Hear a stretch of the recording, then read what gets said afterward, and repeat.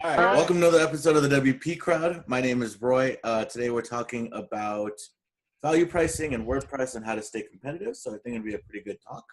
But before we do that, we're going to go ahead and do introductions. So I'm going to start on my right, which is Maxime. Hi, Roy. Hi, Josh.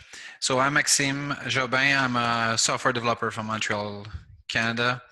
And basically what I do is I help businesses increase their productivity, reduce risk, and help them with their technological needs.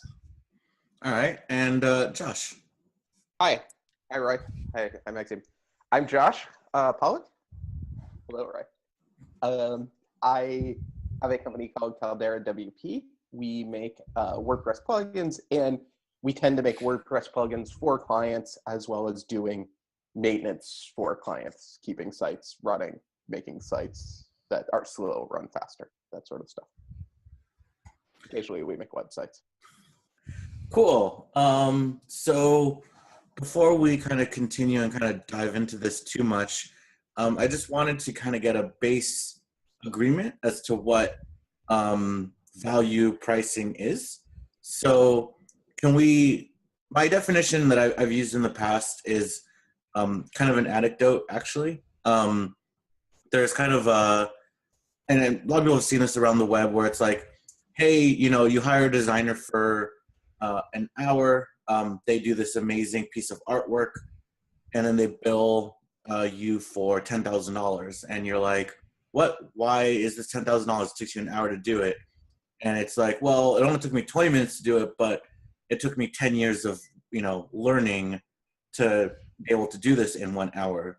So I'm curious what so that's what I call value pricing, right? It's an experience thing. The more experience you have, the more value you bring, the more you can charge. So does one of you two want to add to that definition, just so we have like a baseline understanding? Well, I think you nailed it right. I mean, it's based on the value you give back to the customer, and it doesn't depend on how much time it took to get there. Josh, do you agree with the sentiments of value pricing, meaning just expertise and stuff like that? Yeah, I mean, I kind of don't exactly do value-based pricing. I definitely do a thing that a lot of people confuse with value-based pricing, but I think your definition is sound, and I'm inspired by value-based pricing. Well, I mean, value-based pricing can mean anything. It can mean I want to charge more per hour because I bring more value to the table, right? Like I, as an expert in, like if you type in WordPress, Angular, REST API, you're going to find either Roy or Josh in the first 10 Google search results. Because of that, me and Josh both charge an extra amount per hour because we are experts in that area. I mean, so that is value-based pricing. It's not necessarily like the value of finite price. It's just being able to boost, I guess. That's how I take it. I boost my hourly because I bring more value to the table. Well, so two things here. I think there's that pure expectation with like maybe pure definition where you're like, look, I can make your business deliver X more revenue, so therefore I am worth this percent of that X, right? That's the pure mathematical definition. That's a little bit different than saying, I'm really good at what I do, and so I charge more, which is sort of where I am on that. But I use the fact that the kind of things that I do, I say to people, is this going to have a tangible result? If not, don't pay for it, right? And part of the point of these is that they both drive towards charging more for what you do. And that's great because it allows you to have that margin where you get to like build products or tell people, no, like go hire somebody cheaper or go hire somebody more expensive or equally expensive. I just don't like, it's not gonna work out well. I agree with that. I mean, I work on projects where, it's not always possible to say I'm going to deliver this and then put a value on it because we're often digging in the businesses where we work, and we don't know in advance how much time it's going to take to get to the result they want, because we often work with companies where they had a team that they tried to solve an issue and they weren't able to do that. So we're asked, okay, can you do something? So the answer is, of course we can. We can do something for you, but I don't know what I'm doing because I just arrived in the project, and I know I'm good to understand what are your needs, how you do your business, and that has a price. Because if you're only looking for a developer, don't hire me. I mean, there's a lot of developers that don't cost a lot of money, and I'm not this kind of guy that will come in and simply do code and try to make it work. I mean, that's not the way I work. And understanding and the analysis you'll do before you start your work is where the value is in my case. So you guys are defining value-based pricing as more, you're defining it more as value to the business versus your value that you bring, correct? Well, I value my, I mean, it depends on the project, but the value is in the fact that I can understand whatever your business model is, and I'll get to the solution faster, and I build project that works on the long term. So if you simply need me to code something, I mean, that's not a good fit. I mean, if you need someone to simply execute, don't hire me. Hire somebody else with a cheaper price. If you want me to challenge your business, challenge the solution, challenge everything, and be proactive about your product, your service, or whatever your project is, I'm the right fit for you. So that's different, because often people will tell me, yeah, but I know this guy is a lot cheaper. I mean, yeah, go get him. I mean, if you're talking to me, it's because you know that the guy that simply does code can't handle your project. So that's where my value based proposition comes in. So I wanted to add something to what Maxime said besides like agreement. But just to highlight the fact that like the value there is that it is having the strategic sense of the business, right? Like taking the spec and executing is one thing. Taking a proposed spec or a pre-spec, right, that like here's what we need, but it's not really a spec type proposal, and saying, no, that's a bad idea. Is it normally a tangible thing, right? Because it's not 2 hours of writing code, but that's part of the value add to say like, yes, I can do that. No, I'm not going to because that's stupid. I've done this before. That's you want technical debt. This is how technical debt happens with Archer meme in the background. You want lower conversions. This is how lower conversions happen. The thing I wanted to add was it's also about value to me, right? I price based on value to me. I will give you a better deal if I think it's fun or if it's going to advance my stack, right? Like, oh, I can repurpose this. You get a discount. I think this will be fun. You get a discount. I don't do it for free. I still charge a lot. And I still do dumbass projects that I shouldn't do. Okay, I still do dumbass projects I never should have done. But I try and avoid doing a dumbass project that I never should have done. And I try and avoid doing things that are boring. And I definitely charge a surplus on, okay, I can do that, but it's not like exciting me. And that's just about the value to me. It's sort of the reverse.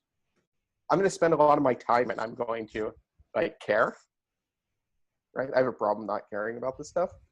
And that I think is 100% part of it as well. Like, do I give a shit? Yeah, I do that too. I mean, I do that more often than not is when I'm not dealing with a referral from a friend or working with a friend of mine, someone that I respect in the community, whatever. Random client comes up to me and has a pitch or needs work done. I actually never thought about it as value to me, but that's definitely something I do, maybe even subconsciously, where even on my website, I have my hourly price range and I say, from X to Y. And I'm definitely more towards the lower side for projects that are more intense. And I find, not necessarily that they're easier. Like, it's not even an easy or hard thing. I like a good challenge. So I'll actually discount a good challenge versus just doing something like, hey, install this WordPress theme and install WooCommerce and set it up for me. That I charge, like, if not at the high end of my price range, maybe even an added, like, WooCommerce, I don't like doing that fee, that kind of stuff. I would just say no to that. I don't know. Yeah, I mean, yeah. I don't Nowadays, I install just say these no. programs. Okay, so the weird thing is that the weird thing is that my whole purpose of this conversation was on the basis of value equals what you know, kind of like knowledge is power. And so when I think about that extrapolated kind of down to the lowest common denominator of the WordPress community, right? People that are not really developers, but they're starting out, they're selling websites to clients. For the most part, the most they can do is install WordPress, hopefully, install a theme, install some plugins, activate them, and then change settings around. So from like a developer point of view, like someone who's taking value pricing as this is what I know, and therefore I'm charging you more because I know more. I don't see how value pricing works in a model where everyone essentially is competing with the same tools, right? Like, let's say, I'll give you an example. There's one client and they want, and clients are not necessarily always that smart, but they know enough that they tend to ask for a solution, right? Like, and I agree that's horrible. You should never just do what the client asks as a solution because they should be giving you a problem and you should be coming up with the solution. But for the most part, a client will come up and say, hey, I want WordPress. I need WooCommerce because I want to sell something. Blah, blah, blah. Here's the theme I found on ThemeForest, right? And yes, you can spend your time and, you know, try to convince them otherwise. But let's say they're set and that's what they want. And then there's Roy, Maxime, and Josh are all competing for the same, you know, project.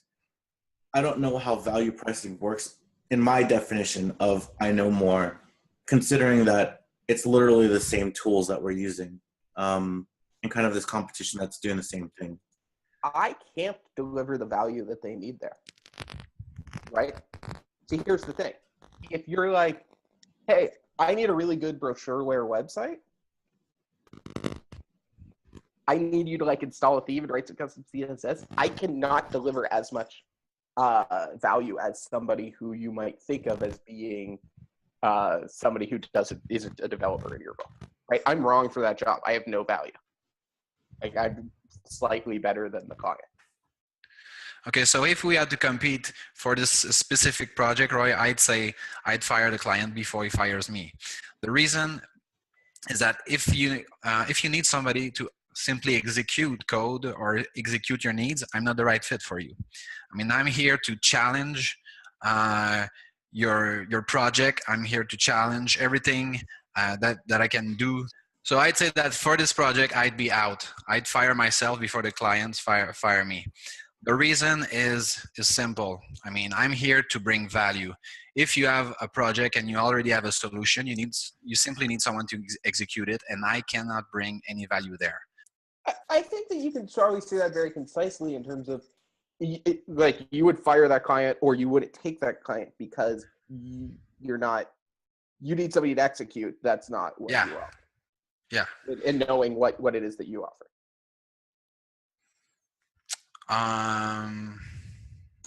It's just an interesting point of view because I'm more used to, my value is, I know it's a knowledge-based value, right? So it's not, I don't know business, you know, necessarily as well. Like while I could probably help a business, you know, get better conversion and help them install the tools that they need to help their business grow, my knowledge is kind of what I use as my value, right? Like if someone needs something really complex, I'll sit there and brainstorm with them and say, hey, you have a good solution, or hey, you don't have a good solution on a technical level, and then I'll help them build it if I can.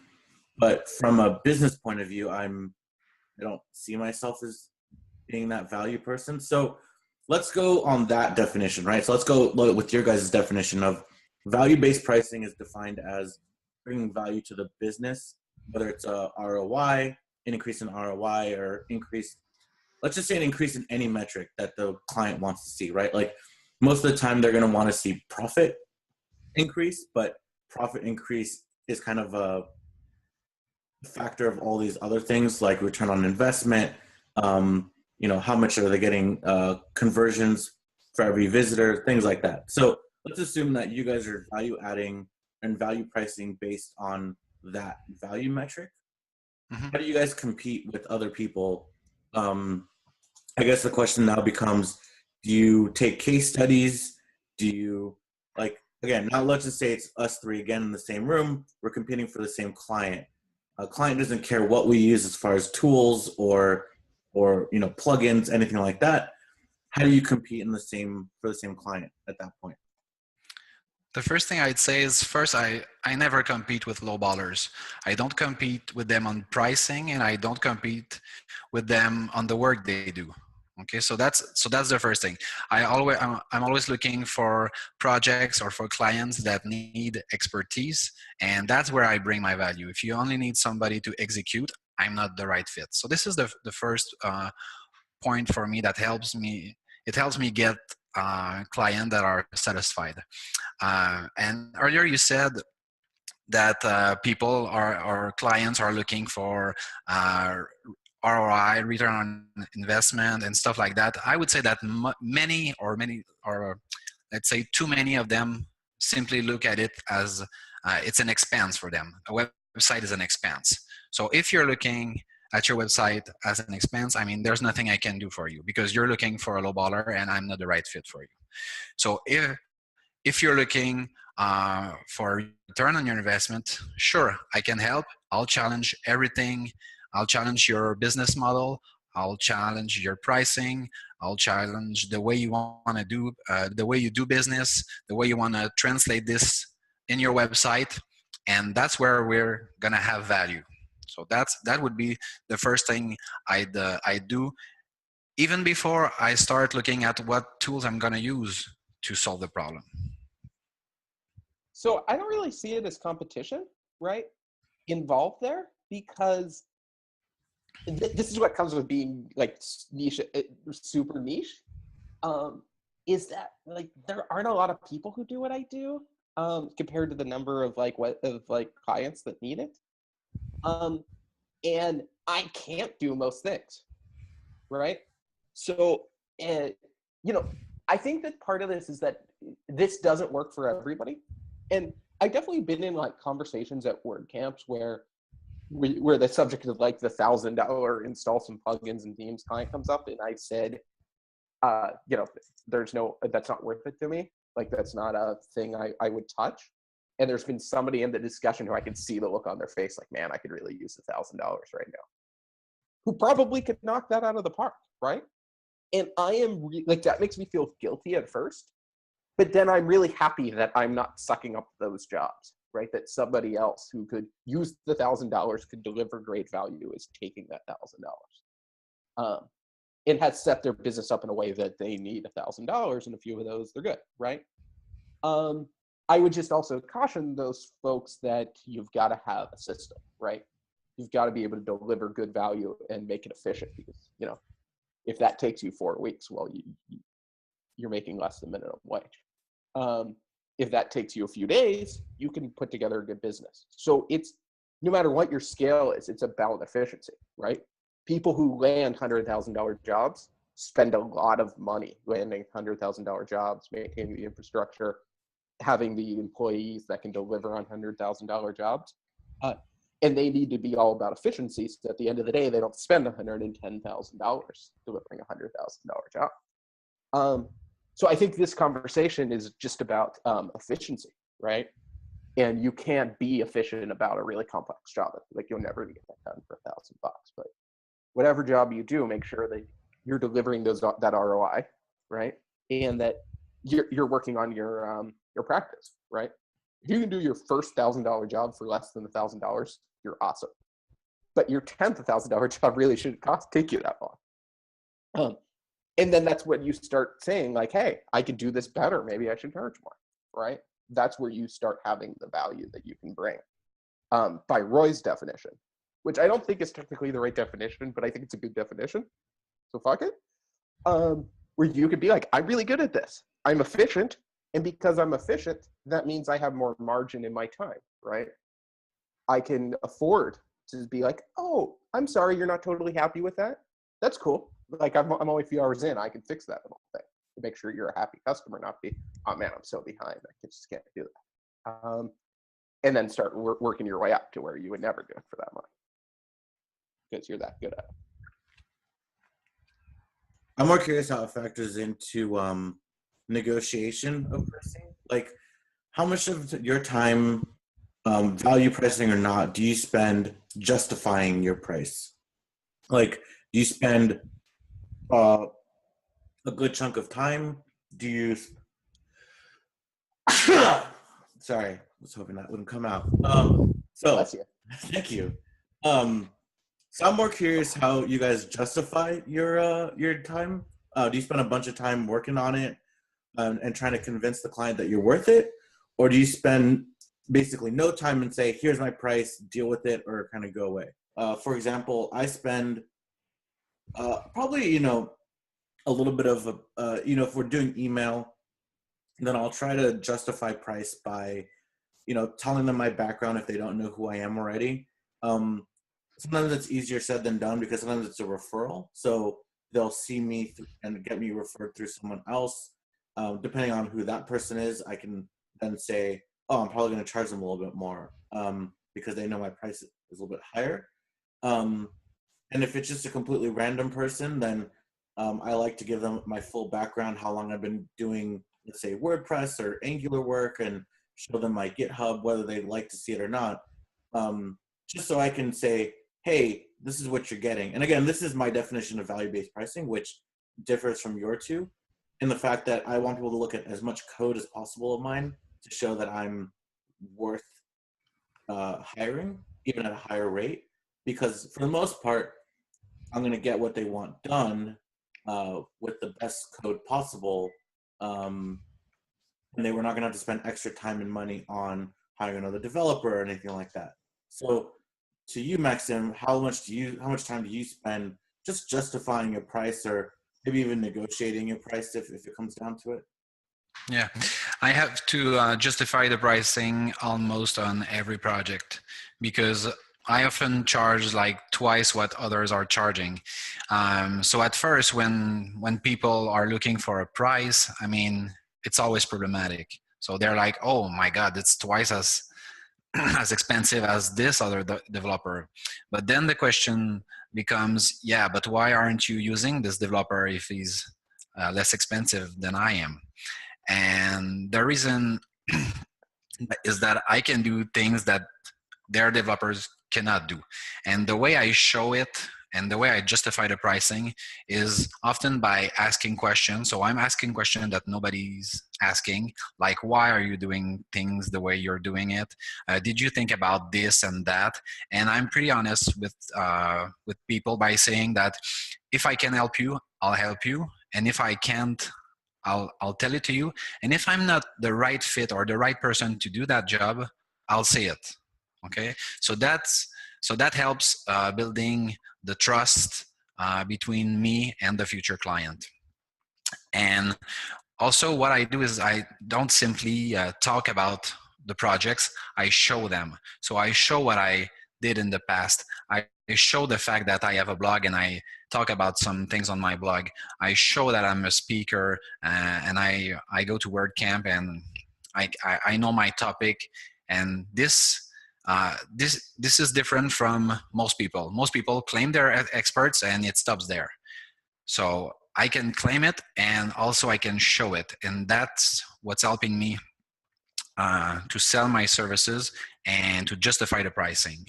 So in the end, if you don't like the pricing and my justification are not right for you, that's fine. I mean, you're probably not the right fit for me either.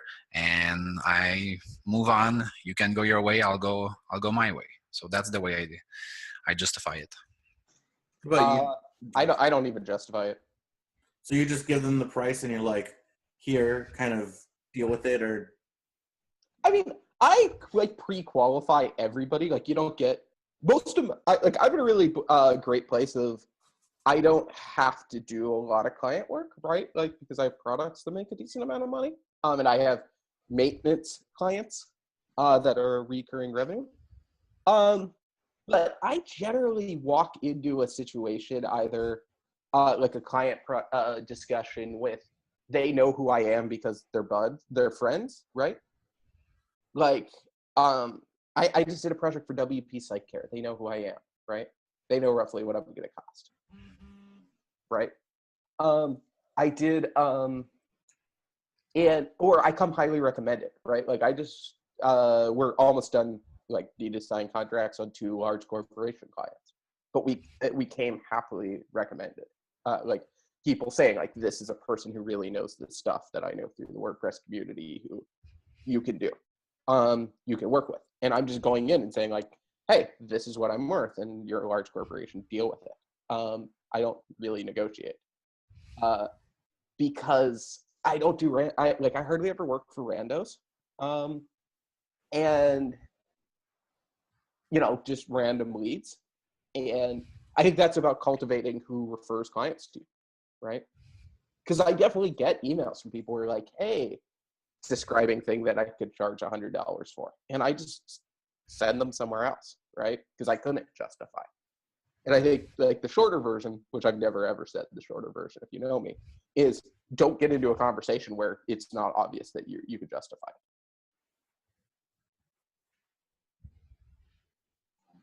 Yeah, I mean it's hard sometimes. Like for me, I find myself trying to do the pre-qualification.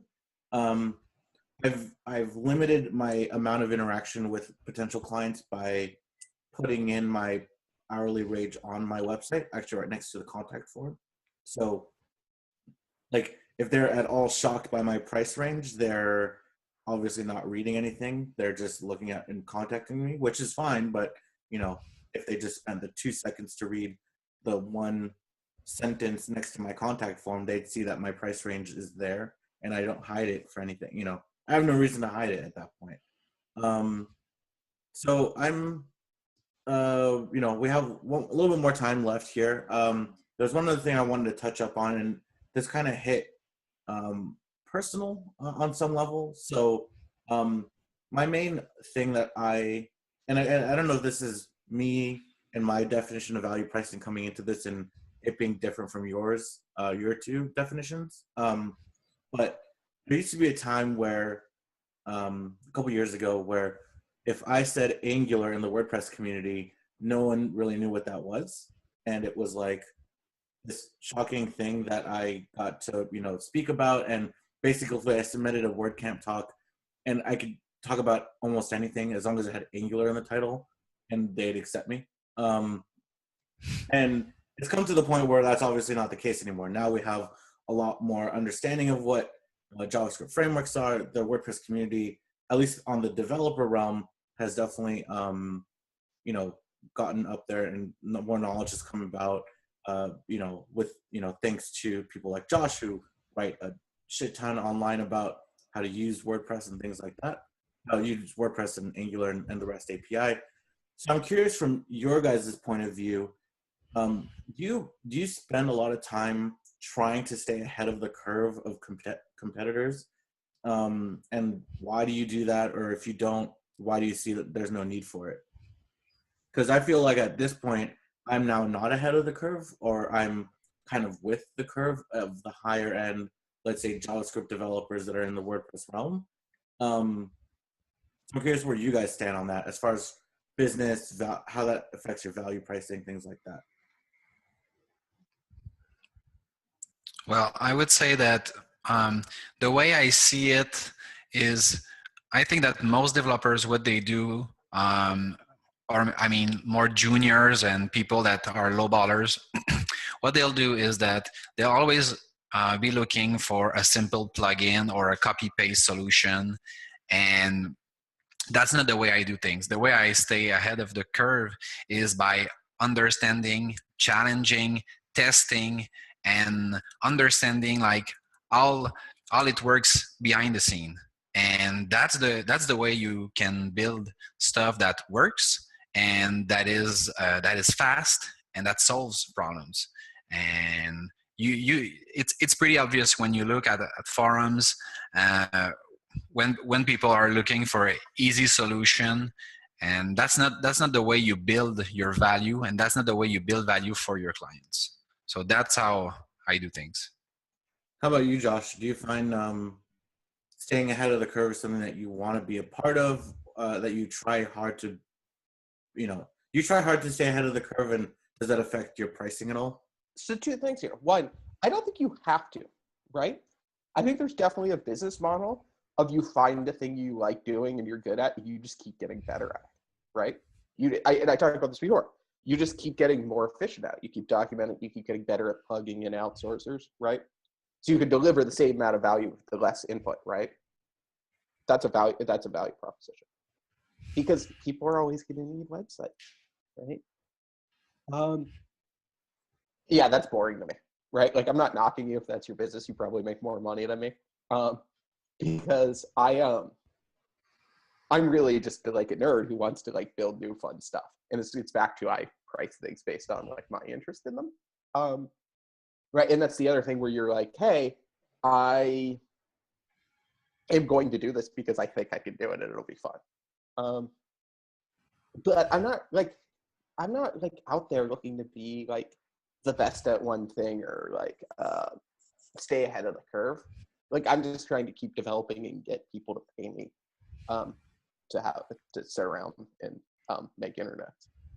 Like, that's, I don't know. Don't ask me. It's a bad business question, right? Like, I think a lot of people ask me for business advice, and I like apologize for the advice I'm going to give them, like, because I'm kind of like YOLO, like, it's fine. And maybe that's a privilege statement, right? That comes with like having built that sort of like baseline that doesn't pay for everything, but pays a lot of it through sales and through maintenance clients. But I encourage you to do the same thing. Like, put yourself in the situation where you can be like, YOLO, like, sure, that'd be great. Or yeah, I'm going to try that because it'll be fun. You're just living the dream, Josh. You're living the dream we all want. Sort of. That's what it is. It sucks sometimes. I'm not going to lie. Like, I'm the total opposite of that. Yeah, you're right, Maxime. I am wrong. No, you're not wrong for yourself. I mean, what I like to do is like just take a subject and dig and dig and dig and understand everything. When I was learning like website optimization to make them faster, man, I took hours and hours and days to build like the perfect website for a website that maybe has like 100 visits per day. I mean, it was an overkill, but I learned so much, and then I was able to reuse what I learned in other projects. And now when someone contacts me and asks, hey, I have a problem with the speed on my website, can you do something about it? I'm like, man, of course, I know like everything, what you have to look for, what are the problems, the solutions. I know everything. So that's my way of, that's the way I challenge myself when I have a problem. And I think it's fine if you like just to do fun stuff, and if it works good for you and you have like enough requests, I mean, why bother and do what I do and dig everything? I mean, if it's your thing, I think it's good. If it's not, it's good too. I mean, so I actually have a follow-up question for you before we kind of stop here, just because it is actually relevant. Do you charge people when you're learning something? Like you just said, you didn't necessarily want to learn optimization, but you took it under your belt to kind of go learn optimization. Did you charge for that time, or is that something you did? Of course I do. Of course. I always, yeah. Because if I would say, oh, go ahead then, Josh. No, I was just saying, why the fuck wouldn't you? Go on. If I would say no to every project or every opportunity where I didn't have any clue on what I was doing, I'd say no all the time. I mean, everybody has their own objective, their business practices, their technology. I mean, there's like so many variables. If I had to know everything and before starting the project, I mean, I would still be in school right now. I mean, and I'd never leave. So I think that's part of why you pay for somebody more expensive, is because they're comfortable not knowing. Yeah, I learn fast. I mean, that's what I sell. I mean, tell me once and we're good. and I'll figure out the way you work, and then I can be proactive and anticipate what's coming. Yeah, but like if you, let's say you price out a project or you estimate out a project and you know, all right, to set up the server is going to take, 5 hours, whatever, right? But now you're like learning all this optimization stuff, so it really takes you 20 hours, right? Are you charging for that extra time that you didn't anticipate? It's basically time that you didn't anticipate at the beginning of the project that you're basically just learning at that point, right? Okay, so right. I have a project that I'm discussing for next year. And part of it, I have proposed 3 solutions. I don't know how to do 2 of those 3 solutions, and I don't know which one is the best. I am going to charge them for the science, right? I am going to try all 3 solutions and deliver one of them, and I'm going to charge them for the time to try the other 2 solutions, do the science, figure out how to do those solutions, right? Because I don't know what they all are, right? And I'm going to learn something about why that the solution that I choose is the best in that process, right? So I'm going to spend a crap load of time prototyping stuff that I'm going to throw away, but I'm going to charge them for that because in the process of learning how to implement those, in the process of doing those, I'm going to understand why they were bad solutions and why the other solution was better. And I'm going to be better equipped to move past the prototyping stage into the implementation stage. But that said, I mean, if I tell you I'm going to do this work for you and it's going to take like 4 hours and I end up using like 20, I won't charge you 20. I mean, if I told you 4, I mean, I'll suck it up. But usually that's not the way I work. If I'm not sure or if there are many possibilities, I'll tell you, okay, it might take between X, Y, or Z hours, and we'll go from there. When I'll be near a solution, I'll let you know. If we need more time, I'll let you know. And that's the kind of relationship I want to build with my clients where, I mean, I must make money, they must make money. We have a common goal and let's go for it. Awesome. So thank you guys for joining us. We're going to cut it off there. Good conversation about pricing. Definitely something that I think everyone kind of struggles with at some point in time in their career, if not consistently. Like you're always trying to push more, you're always trying to charge more, and you're always trying to justify or understand why you're charging more. Like, there's definitely people out there that I've seen charge more than I do that know half as much, and more power to them, I guess, at that point. But it is what it is. Some people just have kind of like the cojones to kind of just go out there and charge way too much, I think. And they get it, and they get it all the time. So that's it for us. Thank you again for joining us. If you're watching on YouTube, or you can go to YouTube, make sure to subscribe to our videos. I realize I don't mention that often enough, but yes, we are on YouTube. Subscribe. There should be a button somewhere. And yeah, thanks for joining us. I'll see you guys hopefully next week.